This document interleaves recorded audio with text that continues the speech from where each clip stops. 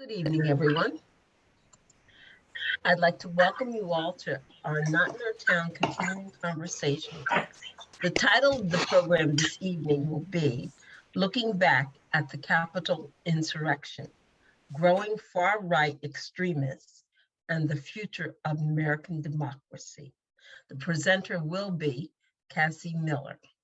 But before we begin, I'd like to do our land acknowledgement and our mission statement. The land on which we are living is part of the ancient homeland and traditional territory of the Lenni Lenape people. We pay respect to the Lenni Lenape people past, present, and future, and their continuing presence in their homeland and in the diaspora. We also acknowledge the millions of enslaved Africans and their descendants on whose backs this nation was created.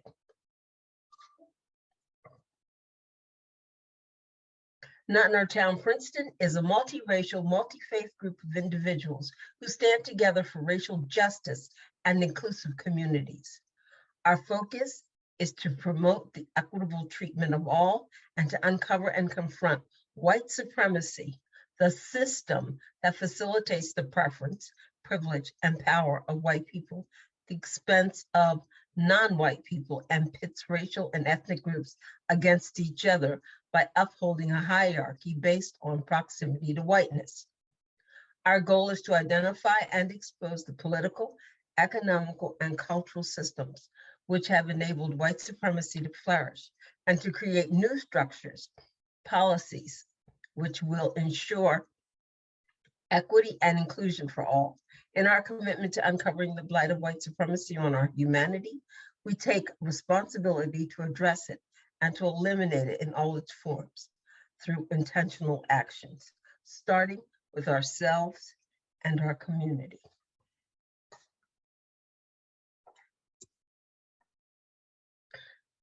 Before we begin, I'd also like to welcome Madeline Rosenberg, who is the Public Humanities Specialist at the library.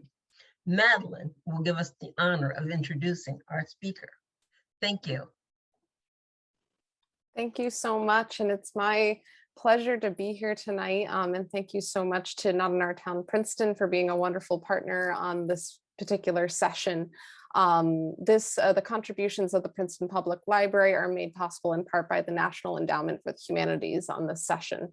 It's now my honor to introduce Cassie Miller, who is a senior research analyst at the Southern Poverty Law Center's Intelligence Project, and she will present on the context and legacy of the January 6th Capitol Insurrection.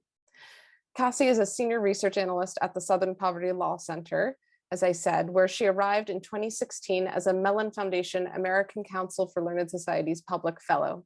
She is an expert on the American far right, the white power movement, and political violence. She regularly speaks on far-right extremism to academic audiences, community groups, religious organizations, government officials, and the media. She holds a PhD in history from Carnegie Mellon University. So I'm now going to turn it over to Cassie, who I believe is going to share her screen and share her presentation. Thank you so much to all of you for being here and to Cassie for speaking with us tonight. All right, thank you so much for having me and for the introduction. Can everyone see the slides that I've pulled up? Yep. Okay, great. Thank you for joining me tonight to talk about what I know is a pretty difficult topic, especially when we have so many other things going on in our lives right now, and Happy New Year. I'm going to be talking about the January 6th insurrection as we approach the 1-year anniversary this week. And I want to look back at some of the factors that led to the insurrection in the first place, and also some of the trends that we've seen in the year afterwards and what that means about the future of American democracy. So first, I want to talk a little bit about the Southern Poverty Law Center, which is where I work. We are a civil rights organization that was formed in 1971 in Montgomery, Alabama, to ensure that the gains of the civil rights movement really became a reality.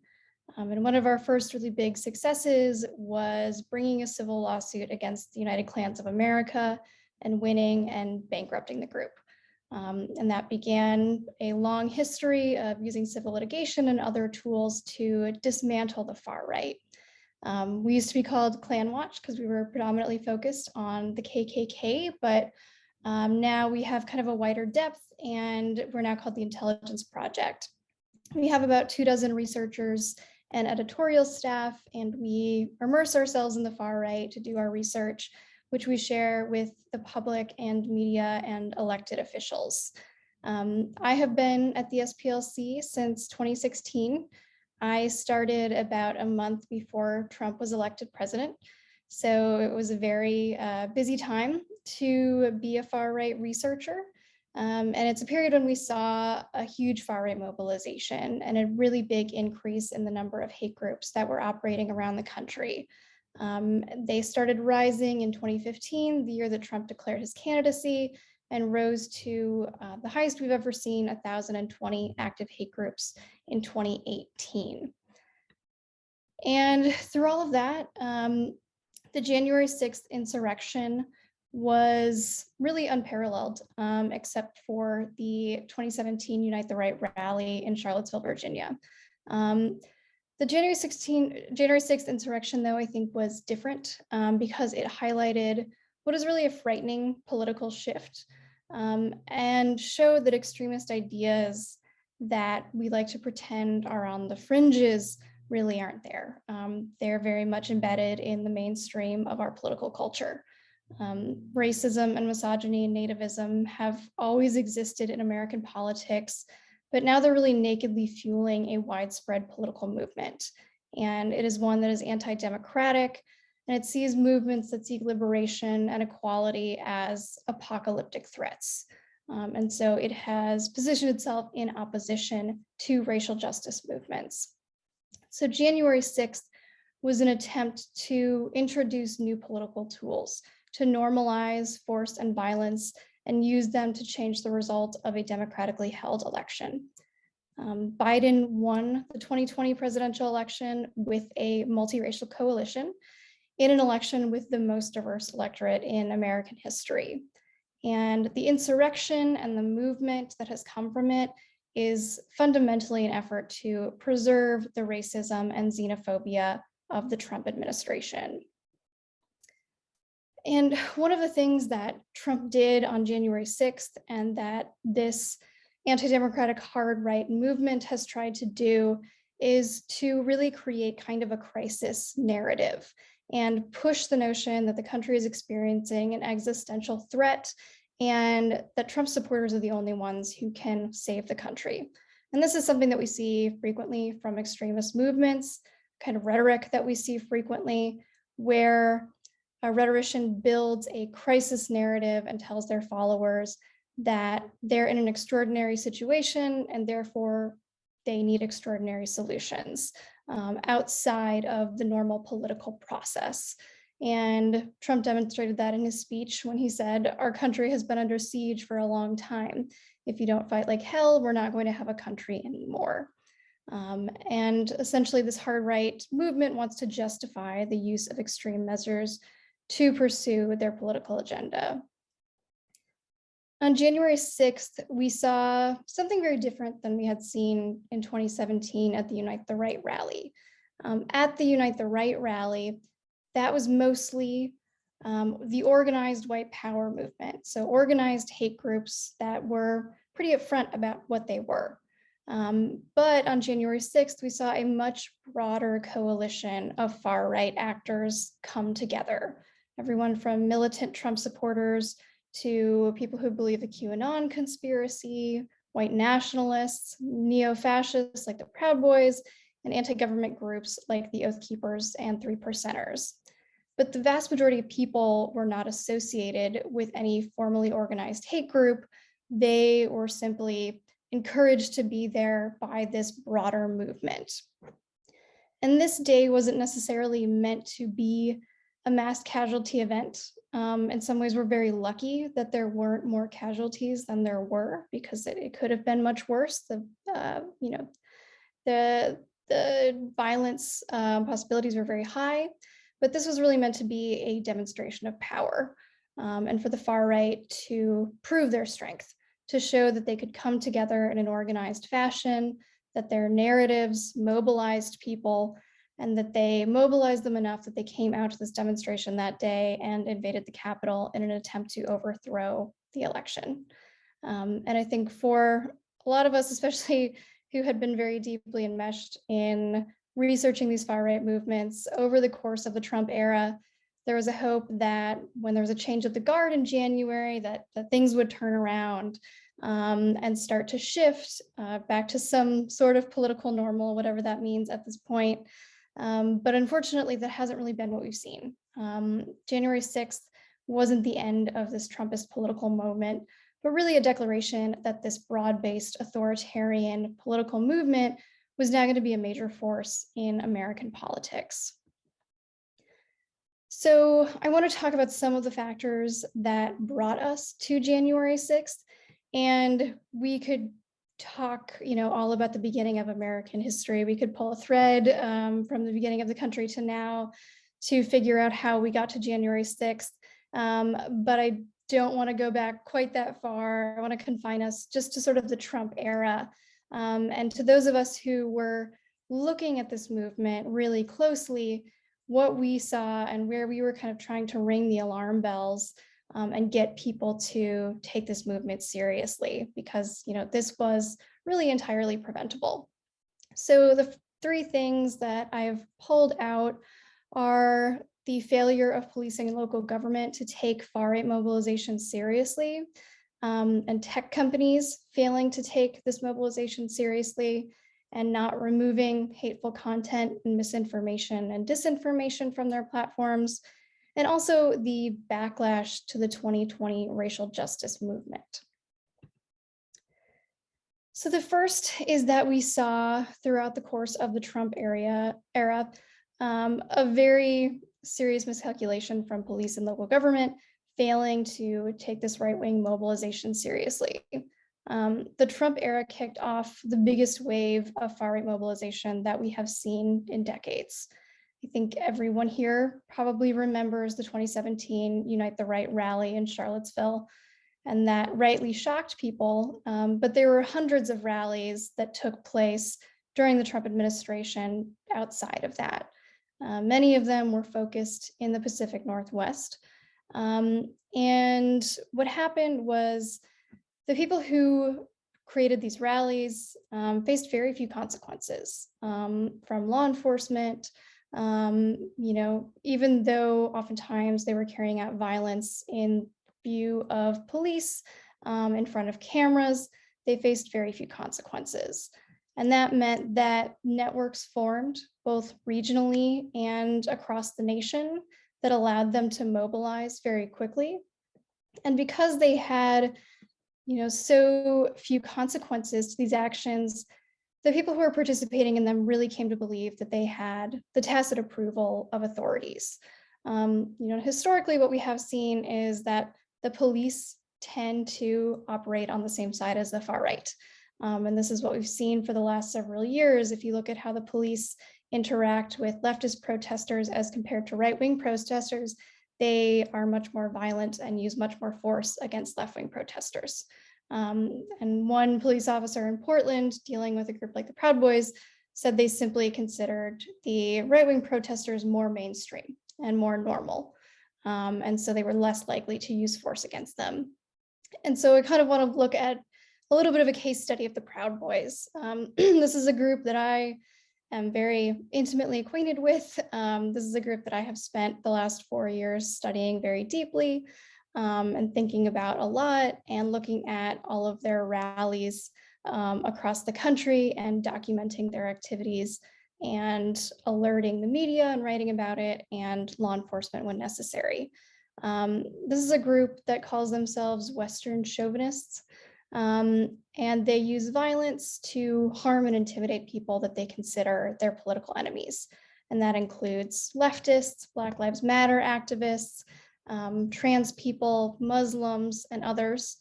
And what they want to do is create a hierarchical society where certain people are viewed as more deserving of inclusion in politics than others. And they want to build a hierarchy where men, and white men in particular, sit at the top. And that is something that they pursue with violence. And they repeatedly go into the street in an attempt to create combustible situations with counter protesters. They have for many years held rallies around the country where they hope to engage in conflict with counter protesters because they know that those acts of violence can go viral online and earn them a lot of publicity. And we know that when there's violence at their rallies, that their recruits actually go up, that people are really attracted to the group. And that's something that we've documented over and over again. And so they have the same playbook that they've used for many, many years. And in the lead up to the insurrection, we were warning pretty vocally that this is a group that we really needed to be paying attention to because they knew how to organize quickly and they had done so in the past. And as we were heading towards the election, they got a big boost from President Trump. What they were looking for this whole time is legitimation from the president and hope that they could act really as the foot soldiers of the far right. And in one comment on stage, Trump really elevated them to that status. He was asked about the Proud Boys and he said, "Proud Boys stand back and stand by because someone has to take care of Antifa and these people." And we know in the aftermath of that statement that recruitment really increased within the group. And it is something that they still repeat in an attempt to legitimize themselves within the far right. This image is actually taken earlier this week from a Tennessee Proud Boys chapter website. So it's something that they rely on frequently. They print it on t-shirts, that sort of thing. And that night when Trump made that comment, it really mobilized this group across the country. This is a Parler post from Joe Biggs, who is currently imprisoned because of his role in the insurrection. And he said that, well, basically Trump told us to go after them and they had received their marching orders. So this really inflamed the group even further. And we saw them openly organizing very publicly online in the lead up to January 6th. This is a screenshot taken the day before the insurrection, when the Proud Boys were asking for crowdfunding to support them for protective gear and communications, and they raised far over their actual goal. And again, all of this was very publicly available. And this is just a screenshot that I have in a big folder of screenshots that I took in the days leading up to the insurrection that showed kind of the tenor of the rhetoric that we were seeing as researchers of the far right in the lead up to January 6th. This is taken from Parler, which is a site that specifically caters to the far right. And their organizing was clear, as was their belief that the country had really entered this crisis moment and dramatic action was going to be necessary. So all of this was really heading towards what would be a very violent event. And it was happening for years beforehand. These networks were forming, but it wasn't taken seriously by the proper authorities. The second factor that helped lead to the insurrection was that tech companies failed to moderate their platforms. Most of them have terms of service that prevent people from using racist language, from threatening people and intimidating people, spreading hateful content and spreading misinformation, but they oftentimes simply don't enforce those terms of service. And we have spent many, many years trying to push tech companies to take this problem seriously and mostly hit walls. The example I have here is from the Charlottesville Rally. That was planned predominantly on Facebook. And we were very aware of this planning and were drawing attention to it. And we received nothing from Facebook until the day before, when they finally removed the page that they have been using to organize the rally. But at that point, it was too late. Everything had already been laid in place. And we know that one woman was murdered that day. And so it's unfortunately kind of become a truism at this point that tech companies really only act after violence has been committed. And that's something that we've seen over and over again, that we will raise the alarm about something, show tech companies the kind of violent content or planning that is happening on their platforms, and we receive resistance until something happens in the real world where someone is harmed. And that is what we saw in the lead up to the insurrection. The Stop the Steal movement is what preceded January 6th. And this started in the immediate aftermath of the 2020 election, when we saw the far right really converge around the Stop the Steal slogan and begin to organize real life demonstrations around the country. They started out very small, but they steadily grew in size throughout the course of the end of 2020. This was a very clear attempt to spread misinformation and to undermine democracy, spreading a lie that the election had been stolen. And again, Facebook was really the major platform here. The company has really put very few resources, considering its size, into addressing extremism on their platforms or removing any content that could lead to real world violence. And when they do try to make efforts to remove this content, users have found really easy ways to avoid the bans. So in Stop the Steal, for example, when the company did finally say in the aftermath of the insurrection that they would be removing this content, people simply changed the names of their groups to things like Stop the Fraud. So it's slightly different than the actual slogan, but if you were a user on the site, you would definitely know what that means. And this, again, continued until well after the election and well after the insurrection. Dozens of Republican Party groups on Facebook used the platform to organize bus trips to Washington, D.C. for the January 6th rally. And even after the insurrection, there were at least 90 groups on the website that were pushing the election conspiracy theory. And you can see in one of these images, this is a screenshot I took from a Stop the Steal group, and this was in the aftermath of the insurrection, and you can see that there are 14,000 people who are a part of that group. So the platform did eventually remove this content, but again, it was far too late and the damage had already been done. And it's not just mainstream platforms where we're seeing problems like this.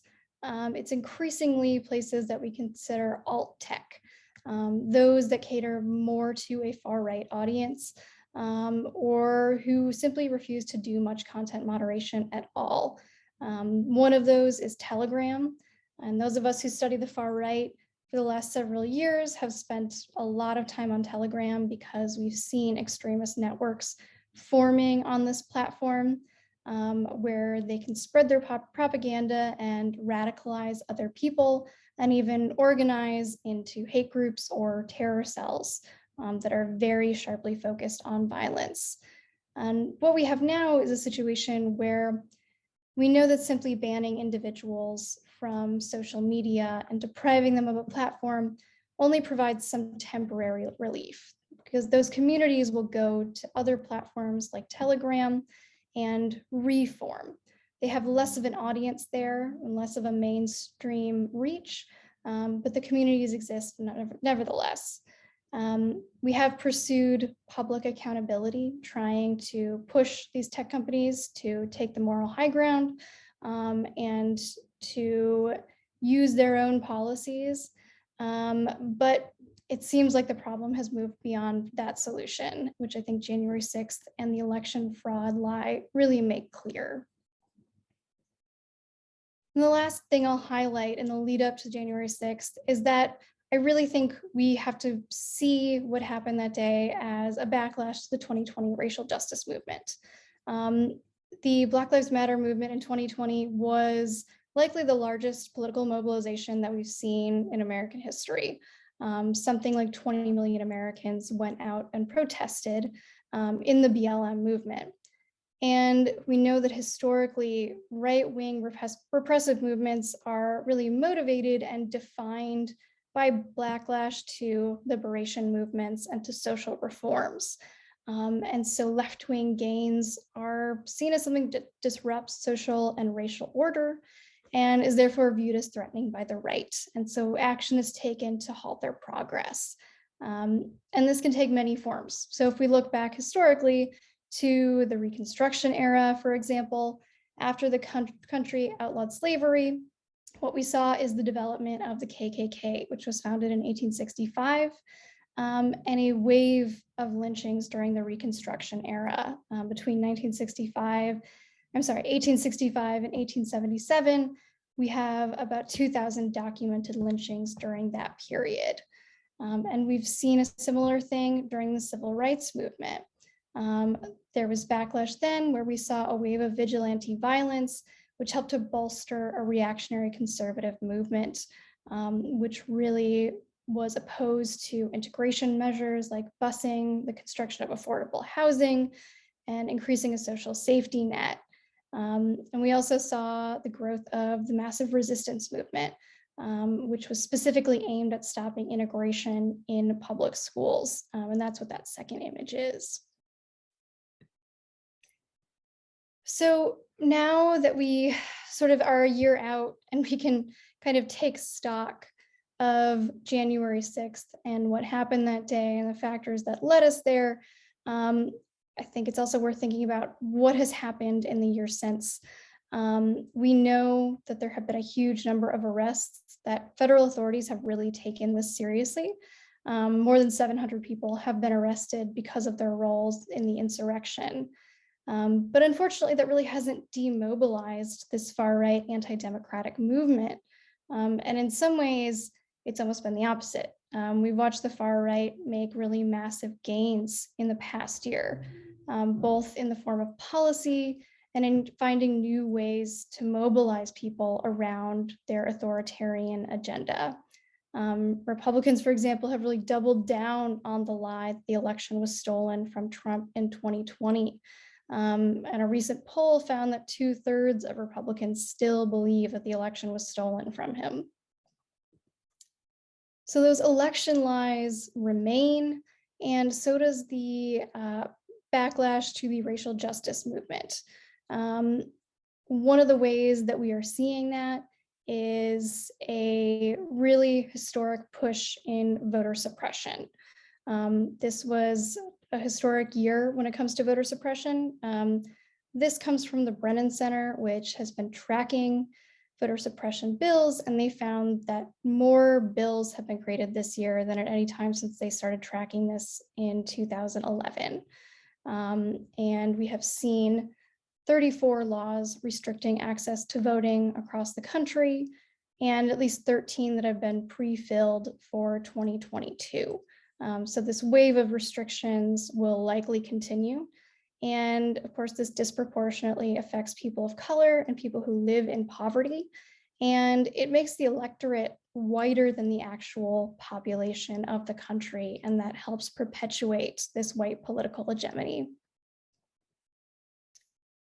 Another way we've really seen a continuation of the backlash to the 2020 racial justice movement is in the normalization of the Great Replacement narrative. And this is something that, as someone who's studied this movement for so long, I find particularly chilling, because every once in a while you see an idea or a narrative that you've watched circulate in white nationalist forums or neo-Nazi websites make its way into mainstream culture, and probably none more so than the Great Replacement narrative. This is a racist myth that says that white people across the Western world are being systematically and deliberately replaced by people of color through policies and cultural practices that encourage intermarriage and suppress white birth rates and increase non-white immigration. And according to the far right, there's a whole cast of characters who are responsible for what they call the Great Replacement. They blame it on leftists, Democrats, multiculturalists, and Jews. They all say are responsible for orchestrating this really sinister plot.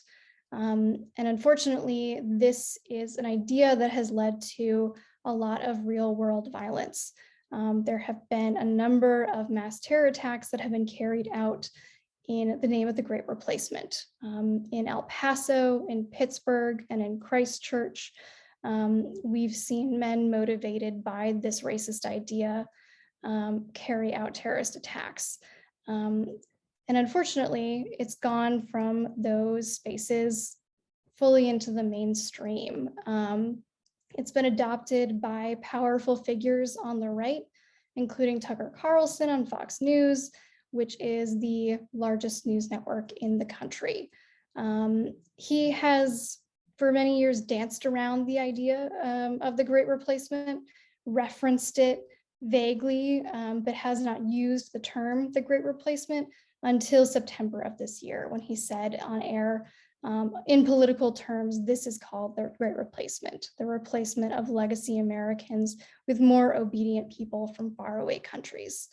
And his contention is that the left and Democrats are purposely bringing in people from other countries who are more pliable in an attempt to win votes and maintain their political power. And this hasn't just been confined to people like Tucker Carlson. Members of Congress have used the term as well and came out across social media to defend Tucker Carlson after this one particular segment. And this backlash to racial justice stands to likely only worsen because the country is experiencing demographic changes right now. And that has caused resentment and anxiety among the country's white population. When white people feel that their political interests are threatened, they may turn inwards and organize across racial lines, not as workers or Americans or Democrats or Republicans, but as white people. And they will act according to those racial interests. And politicians and people like Tucker Carlson have started to realize that they can appeal to white people's racial anxieties and that they won't be punished in elections, they might actually be rewarded. And so that creates a really dangerous situation where white nationalist ideas might be more widely adopted. And that is something that we fear we will see. We did some polling last year to kind of take the temperature of people in the aftermath of the Black Lives Matter movement right before the election, when things were particularly tense. And we asked people in August of 2020, as you may know, the demographic makeup of America is changing and it's becoming more diverse. And the US Census Bureau predicts that white people will be a minority in the country in about 25 years. And we asked them if they thought that that was a positive development or a negative development. And when you look at the responses from all people, the total positive responses were 47% and negative were 30%. The other people said they didn't know, they didn't have an opinion on it. But if you look at just the white respondents, there's only 1 percentage point separating the people who think that it is a positive development and those that think this is negative. So 38% of people think that the country's changing demographics will be a net positive for the country, but 37% of white people believe that it will not be. Another development that we've seen in the aftermath of January 6th is that extremist groups are continuing to mobilize at a local level. We've seen, well, there's a huge wave of arrests, obviously, and there was a hope that that would really demobilize the movement. And in some ways, it has. It's changed the way that people are organizing.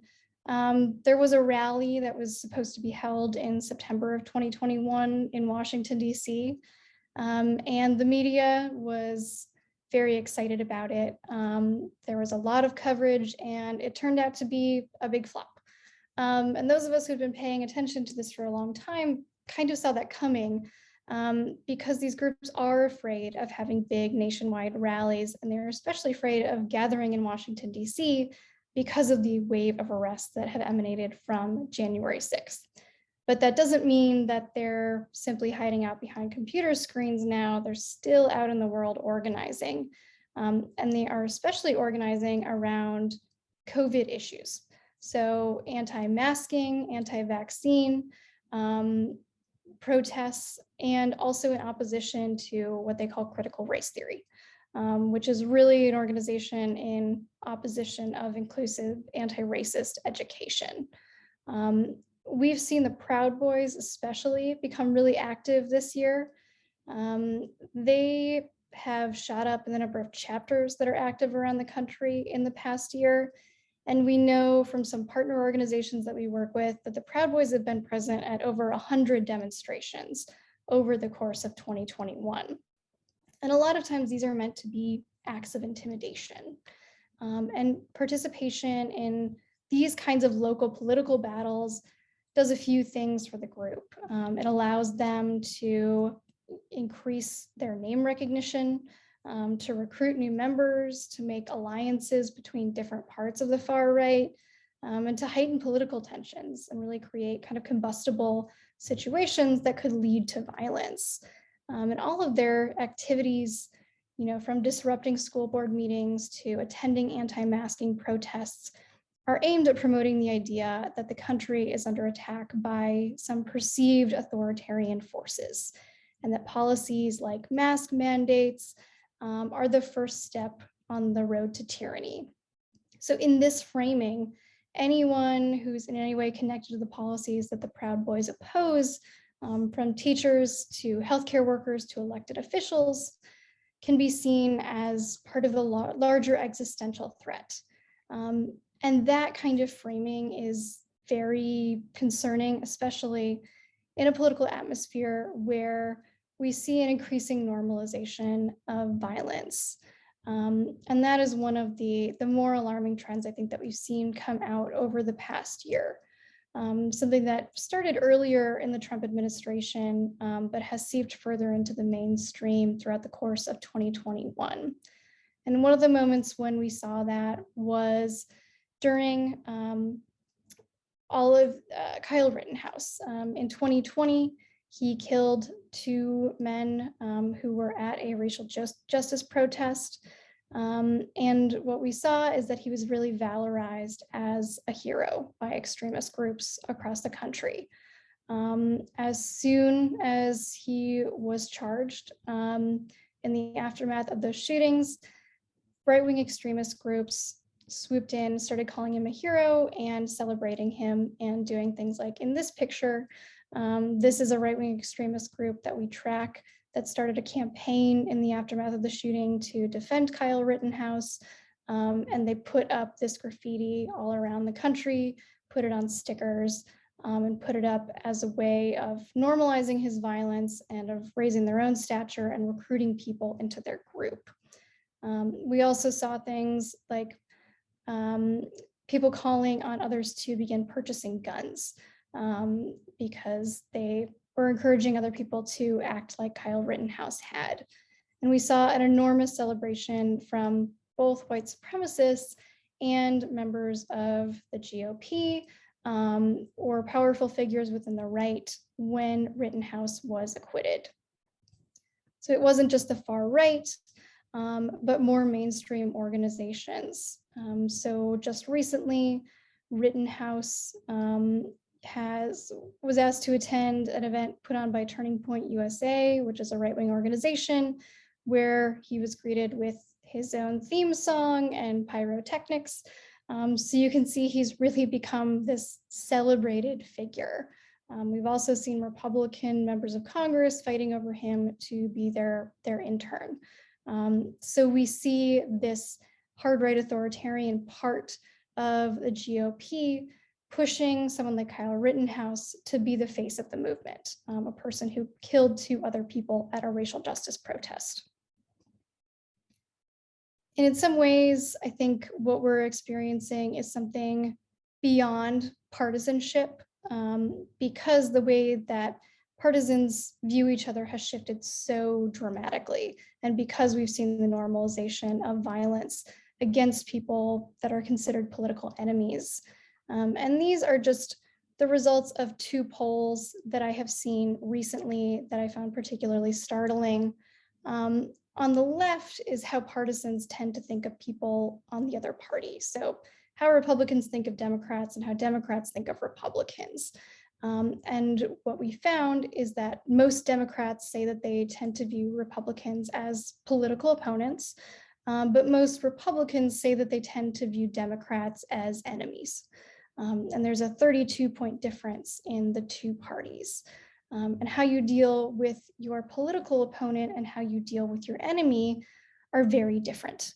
And we see in the second set of polling that there's really a normalization of violence, and that people are increasingly becoming comfortable with the idea of using violence in political exchanges. So people were told true American patriots might have to resort to violence in order to save our country.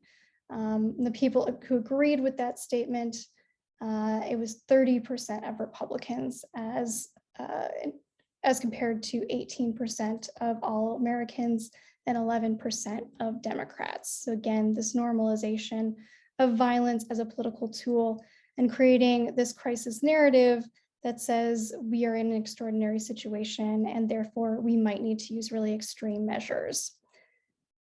And we've seen this kind of language repeatedly pop up, not only in far-right spaces, but from elected officials.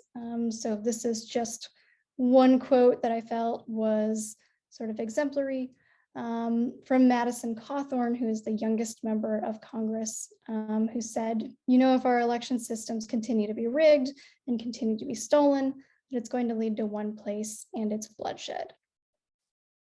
So I think looking at this, we should be worried about the 2022 midterms and about the 2024 presidential election, because the possibility for violence, especially around elections, is very high at this point.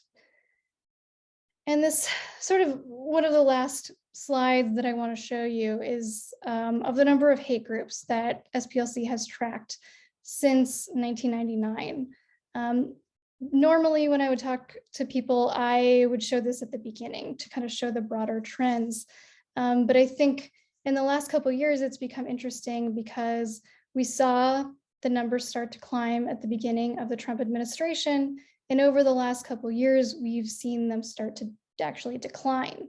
And I think it's hard to look at that and understand what that means. When you're looking at rising far-right extremism, that's so obvious, yet the number of hate groups are going down. And our argument is really that the hard right is becoming more diffuse and it's becoming more mainstream. And that means that people don't necessarily need to go out and join a hate group to participate in a far-right movement or to feel like they're furthering this political agenda. They can go and join a Facebook group that is focused on election fraud. They can go join demonstrations with people who believe the election was stolen, who believe that people who want you to wear masks are tyrants. And so really what we've seen is the normalization and the mainstreaming of this movement. And that's why we're seeing this decline in formally organized hate groups. And I think what we are witnessing is the rise of a more mainstream authoritarian movement that's using culture war issues and deeply embedded racial resentment to stir up their base in an attempt to normalize political violence and restrict access to the ballot. So I know that was a lot of doom and gloom, but I do have one slide here at the end talking about what we can do, I think, that would make a difference. And I've highlighted just a few things here. And the first is that we should applaud federal law enforcement for taking white supremacist domestic terrorism seriously. For many years, we haven't seen them do that, especially during the Trump administration. A lot of the focus was on leftist organizations and trying to paint them as violent when we weren't seeing that violence emanate from the left. It was very much a right-wing political problem. That seems to have shifted, and we've seen federal law enforcement take January 6th seriously. But even while saying that, we have to recognize that carceral solutions are incomplete, that putting people in prison isn't a way of rehabilitating them.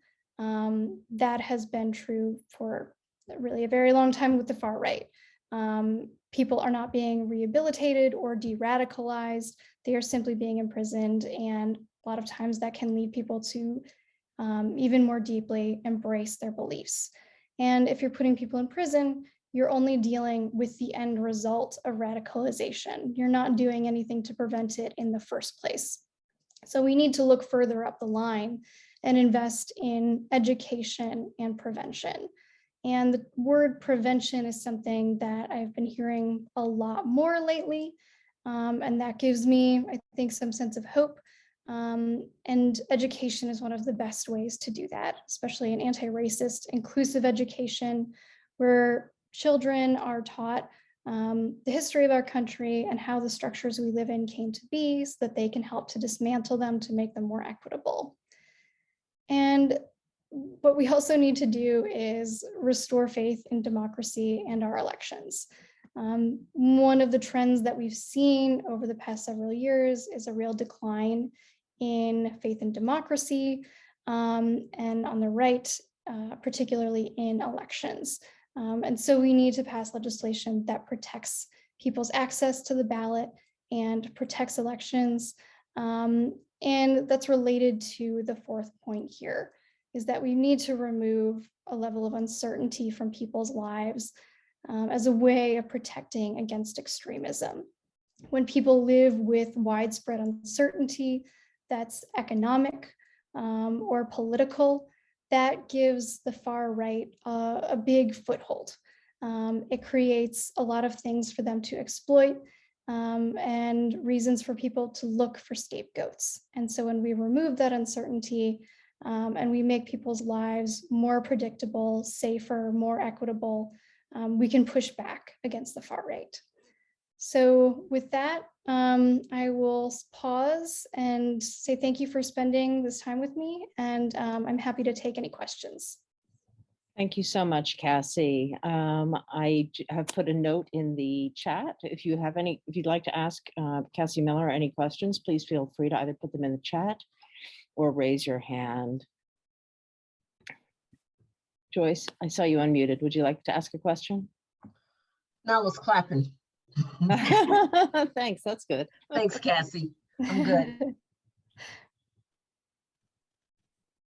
I guess I'll ask a question to get it started, Cassie.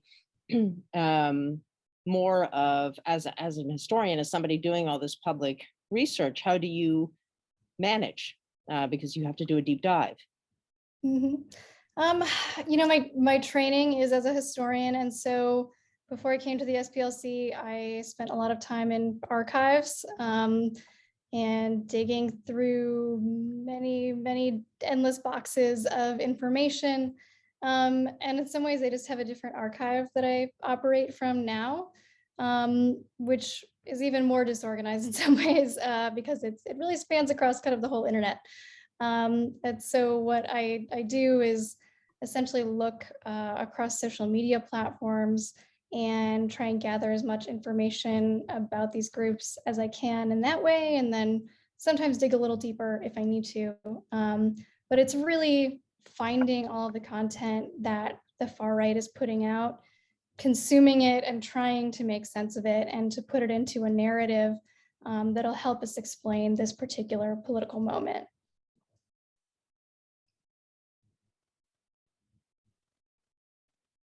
Sorry, I'm muted. I was asking questions, but silently.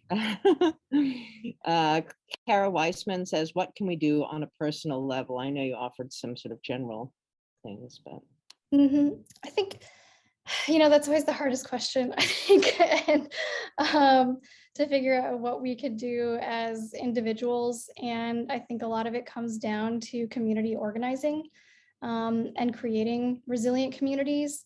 When you're looking at what leads people to become radicalized and to become part of these movements, it's because they have a lot of instability in their lives and they're looking for answers. And when we design programs aimed at prevention, the people that we always look to are the people who are closest to young people in particular, who can, you know, be there to recognize when they might be adopting a narrative that's being pushed by the far right, and that they can take action. And so in some ways it's educating yourself and making sure you know your community and making sure you're building that robust community where people know that they belong. Thank you. Ted, you had your hand raised. I see you put it also in the chat. Would you like to ask your question? Yes, and it is what's in the chat. I enjoyed your presentation very much. And one of the things you said that we could do to take action is to call for greater education. Well, back when you were talking about what the Proud Boys were doing now, you said they go to school board meetings and they talk about critical race theory. Well, clearly, I should go to those school board meetings too. But if I just do that, I think it'll just be shouting. I think people will just shout at each other. So how can we talk about education in a more effective way? Mm-hmm. Yeah, I mean, that is a difficult question, and it's an issue with things like protests as well. When the Proud Boys come into your city, do you counter protest them or not? And in that instance, what we tell people is, you know, have a counter protest, show the strength of your movement, but don't do it right next to the Proud Boys. Don't give them an opportunity to create a confrontation, because that is something that they can very easily exploit. And that is something that they use for propaganda. And we don't want that to happen. And so I think this is a similar instance where it's, you know, we should be attending these meetings and pushing for inclusive education. And in some ways, it's changing the way that we talk about it, you know, not as critical race theory, which has become this kind of boogeyman concept. You know, that it really is about education that teaches students to be inclusive, to know the history of their country. And if you talk about it that way, it reads very differently. So if you do polling and you say, how do you feel about critical race theory? You're going to get a lot of negative responses. But if you say, how do you feel about teaching children to accept all of their classmates and to learn about the history of their country, it's, you know, then you get a lot more positive responses. So I think that's one way. But I also think that local officials need to do a lot more to protect people at these kinds of meetings. And I don't have a perfect solution there. I think we're still kind of trying to figure out what exactly that means. But with elections, with school board meetings, what we're seeing is that the far right is trying to exploit these things, and that we need them to take this seriously and to offer protection for people, because threats and things are increasing, and elected officials, people on school boards, people who work on elections are being driven away from their jobs. We've seen a pretty big exodus of people from those positions because of the threats that they face. And we need to do something to disrupt that process. And that means offering people protection and trying to find ways to push back against these kind of culture war issues. Thanks so much, Cassie. Surya asks, what alternatives to incarceration do you think would be effective for de-radicalization? So this is something that we're exploring. You know, other countries, mostly in Europe, have put a lot more investment into looking at prevention and de-radicalization programs than we have in the United States. And so we're kind of trying to catch up to that. And one of the things that we've been doing is encouraging the Biden administration to invest in prevention and to do research on what the most effective forms of prevention would be, because we don't have a whole lot at this point. It's a pretty new field. And so we want resources put towards that. We've also been working with American University with their Polarization and Extremism Research and Innovation Lab, and trying to figure out kind of the most effective forms of prevention, specifically when it comes to young people. And so we have put out guides for parents, information that they can use to recognize when their kids or other, you know, children that they come into contact with or caring for might be being exposed to these ideas and things that they can do to kind of step in the way. But we also know that when it comes to imprisonment, prison isn't a place where people become rehabilitated. What we need are actual rehabilitation programs that de-radicalize people. And there are organizations across the country that specialize in doing that kind of de-radicalization. And it's mostly people who have been part of these movements themselves and who have gotten out of it themselves, who are now working to move others out of it. And another place where we're really pushing for de-radicalization and prevention is in the military. We've seen a lot of extremism within the military. This has been an issue for many decades, and the SPLC has been raising it as an issue since the 80s. And we are starting to get more traction now because people with a military background were disproportionately represented at the insurrection. And so the military has issued a stand down order where they took a moment to assess what they currently have in place and what they need to be doing. And they have made some changes. They've defined what extremism means and what active participation in extremist movements means. And if anyone is found to be actively participating in a movement, they are dismissed. But what we would like to see is that there is actually some effort to rehabilitate people and also to provide some sort of counseling or prevention when people move out of the military and back into civilian life, because that's another area where we see people drifting towards extremist movements. And so there are a lot of places where we can put measures in place to make sure people aren't drifting towards these movements. Thank you. Diditi Mitra asks, can you explain what you mean by education? I teach sociology and I teach race, but I'm not sure the extent to which the material penetrates enough to bring about change, maybe at an individual level. But is that sufficient? Not to mention pushback.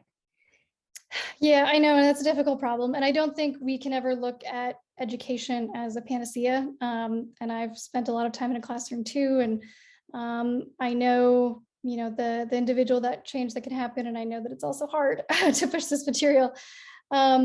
We have a department within the SPLC called Learning for Justice, and we develop educational materials specifically to teach what we call hard history. So issues of race and injustice that can be really difficult to tackle in the classroom, and that's aimed at K through 12. And so we've made those resources available.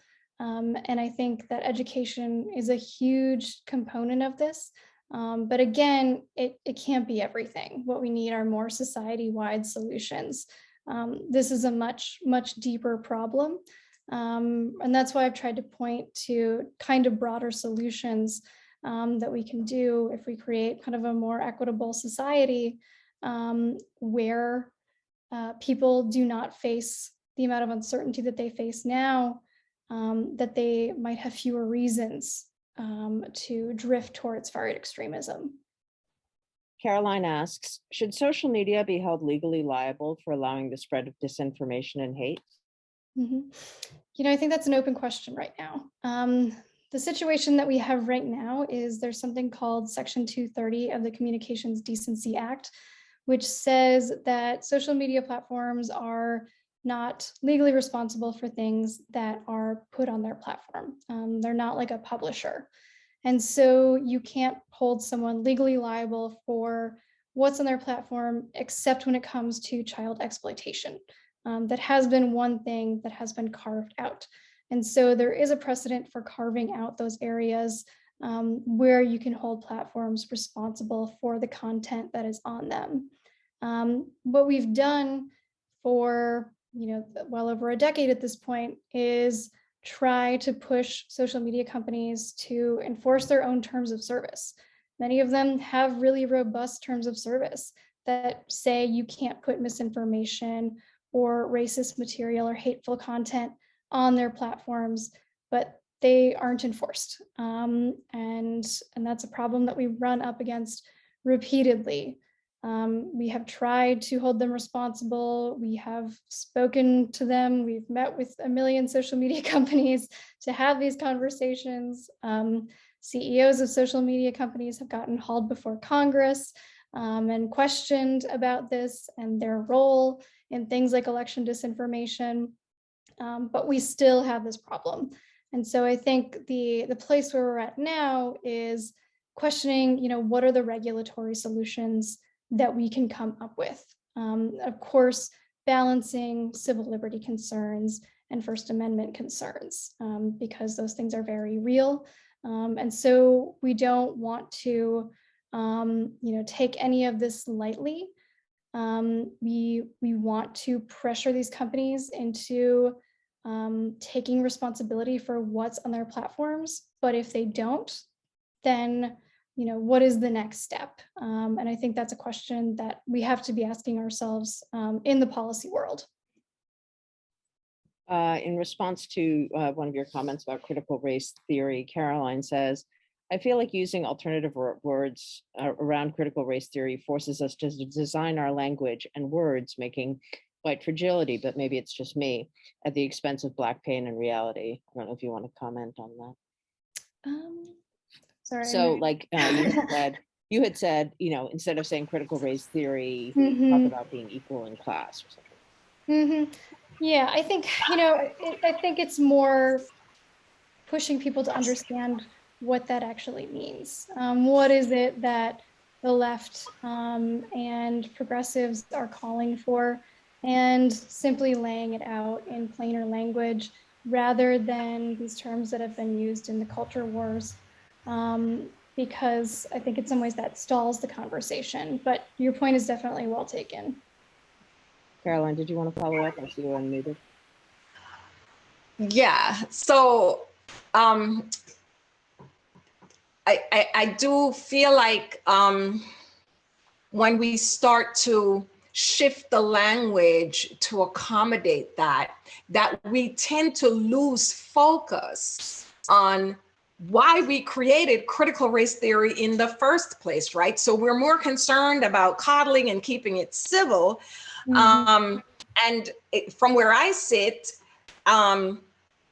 we didn't have people showing up when they took art out of our curriculum. We didn't have them showing up when they took gym out of the curriculum or civics, but we have them showing up when we want to talk about critical race theory. So to me, basically, the other side gets to create the language and the narrative around what gets taught in schools, which is fundamentally how we got here in the first place, right?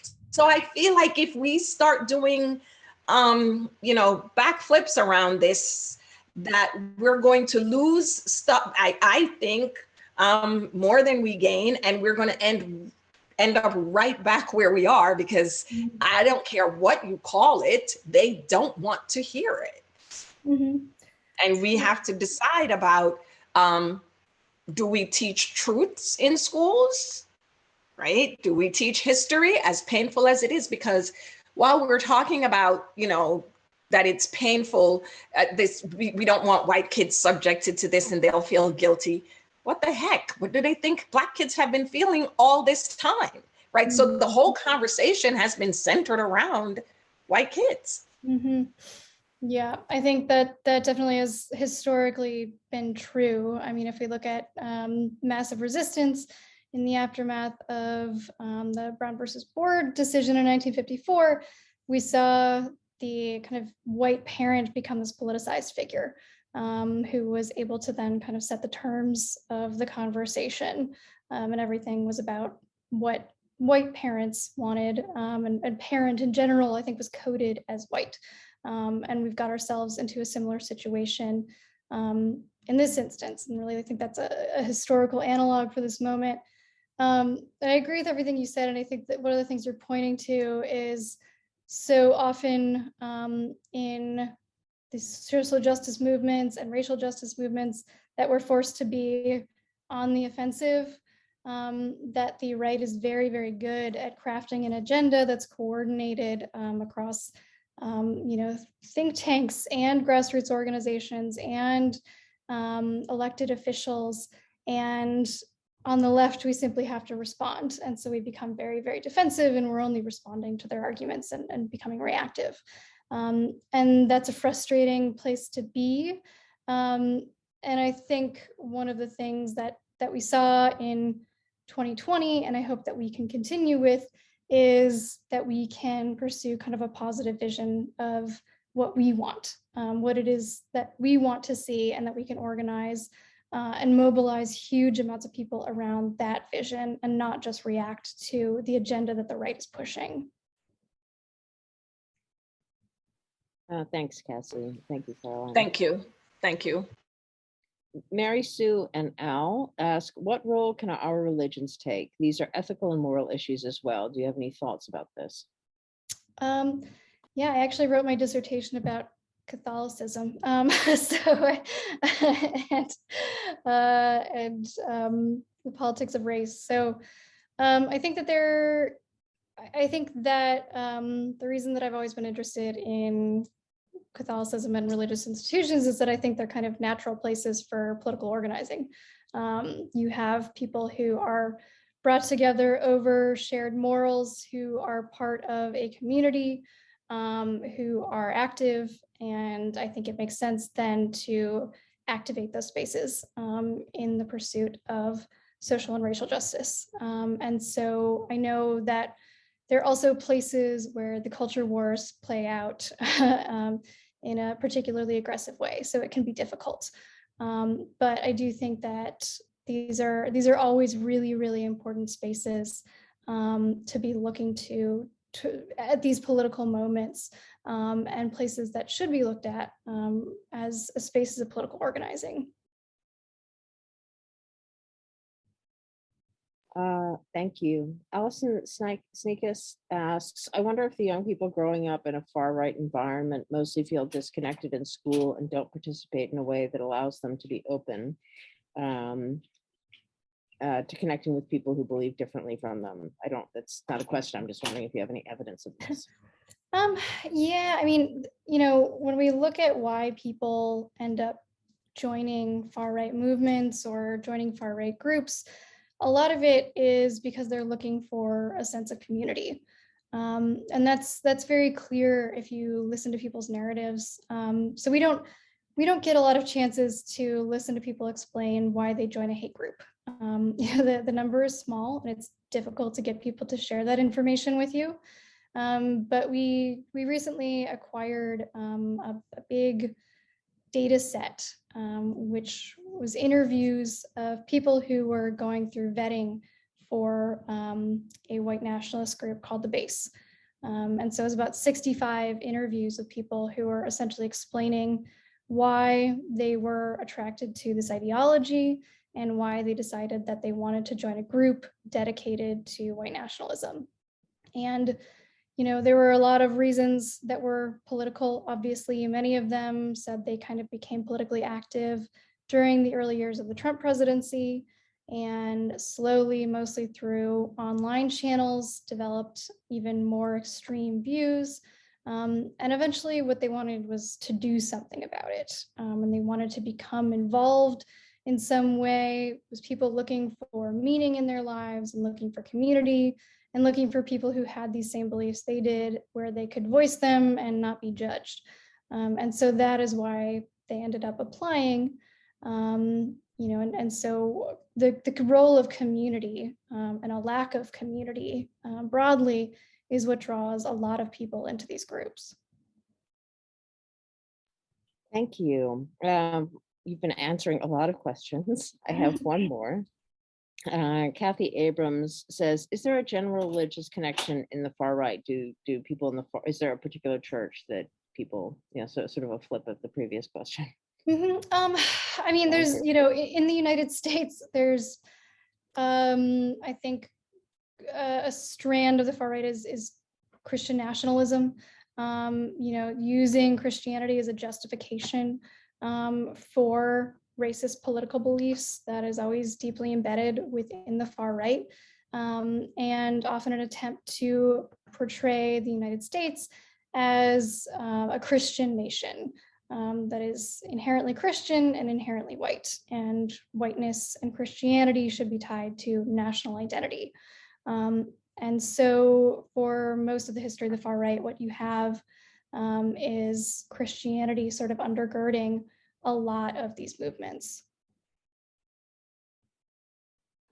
Thank you so, so much. I don't know if people want to unmute briefly to say thanks to Cassie. We also have Connie Ilangovan, who will tell us about next week's. I see a lot of. Yeah, Thank you so Cassie. much. Thank you, Really, Cassie. really awesome. Excellent. Thank you. Thank you for having me. Yeah. Thank you so much, all of you, for joining us tonight. This program was really powerful and eye-opening, and I'm so grateful to Cassie and everyone who helped make this program possible tonight. For those of you who are maybe joining us this evening for the first time, Not in Our Town's continuing conversations on racism and white privilege take place on the first non-holiday Monday of each month. And next month, we will be meeting on Monday, February 7th at 7 p.m. right back here on Zoom. Dr. Stephanie James Harris, the director of the Amistad Commission, will be speaking.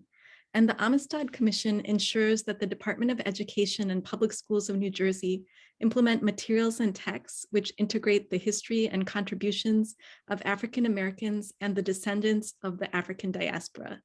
We will learn about the goals and functions of the Commission and the ways we can advocate for curriculum change in our own schools. We look forward to seeing you again on Monday, February 7th at 7 p.m. And please keep coming back and think about whom you would like to invite to our next meeting. And thank you very much again, Cassie. That was an amazing presentation, very eye-opening. And thank you all, as always, for your time and your attention, the gifts of your spirit and your heart to this work. We appreciate you and we're grateful for your partnership. Thanks again. That was lovely. Thanks, Connie. Thanks. All right, everybody. Happy New Year. We all have work to do. And thank you so much for coming. Have a wonderful evening. Happy New Year. Thank you. Happy New Year. Thank you. New Year. Thank you. Thanks a lot. Thank you. Hopi New Year.